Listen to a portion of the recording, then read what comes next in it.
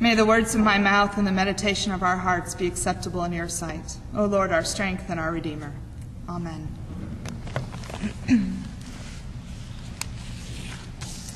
So, besides being a season of fasting and prayer, Lent is also a season of very long gospel readings. Today's, I think, is actually the longest, and maybe longer even than the sermon. So there's good news for you there.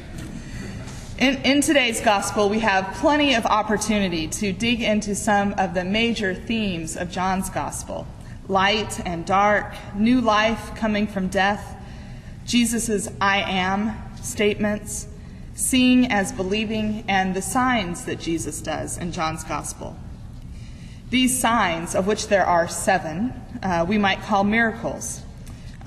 Miracles such as turning water into wine, making a blind man see, and bringing life to Lazarus, the man who had died, which is the story that we hear today, of course. Now, these signs are not done to glorify Jesus, but to point to God, to the power of God, to the love of God, to the relational nature of God.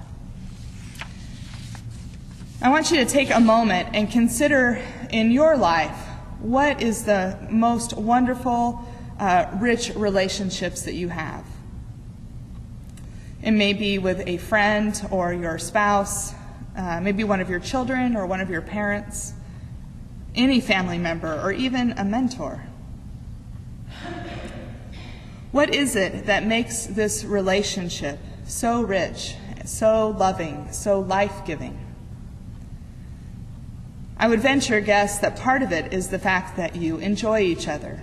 You get along well, maybe share similar interests, and probably laugh a lot together, as well as being able to express feelings that you don't share with everyone else, feelings that are more personal.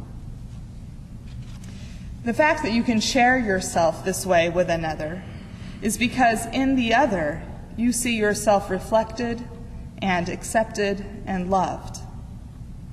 In the other, you see that you make an impact. And the other sees their reflection in you, sees how they impact you. All relationships change us, but the deepest, most intimate relationships have the power to transform us. This is the transformation we see in Lazarus. It's physical. He was dead, and now in today's gospel, he is alive again. But John's gospel is always inviting us to look in depth at the signs that Jesus does, to look beyond the immediate meaning. In this case, the immediate meaning is the life being restored to someone who has died.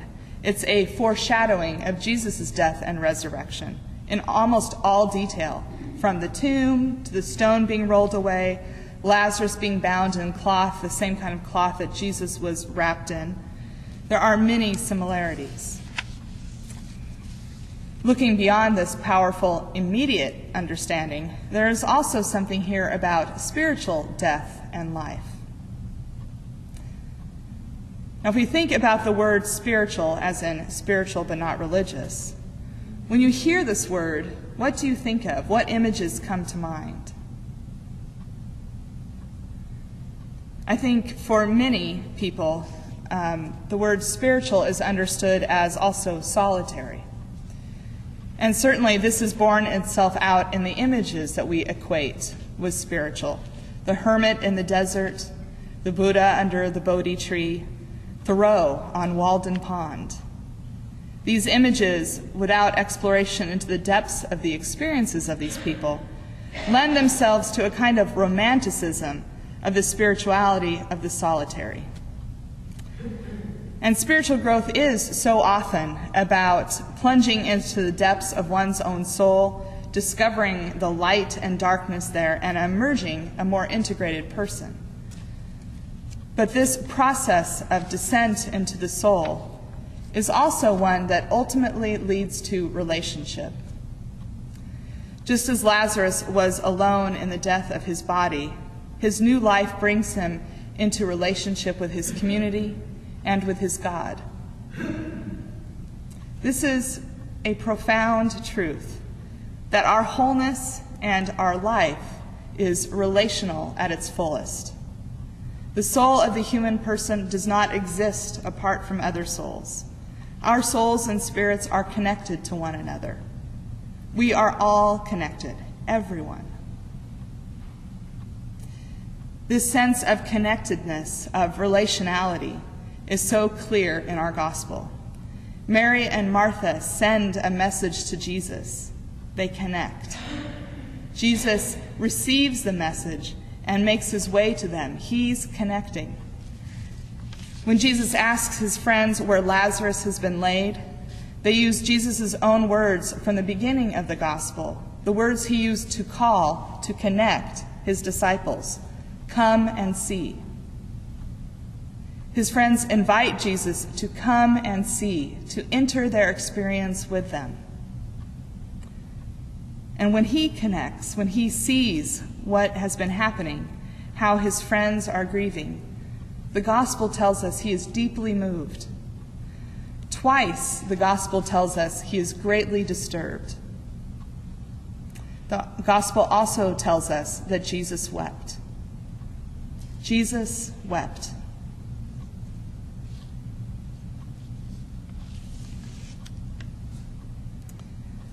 Who do you weep for? We weep for those we love deeply because we are connected in a real, embodied way. It's not an ethereal, spiritual connection, but a spiritual connection in the body, in the breath we share, the ground we walk on, the stories we tell, the emotions we share, the relationships we have that grow and bloom, and the way all of this changes our brains and our chemistry. Being in relationship with one another changes our changes our brains. It's biological, and it was this way for Jesus as well. Lazarus was the friend whom Jesus loved, and Jesus weeps from this place of compassionate love, this real embodied connection to a friend.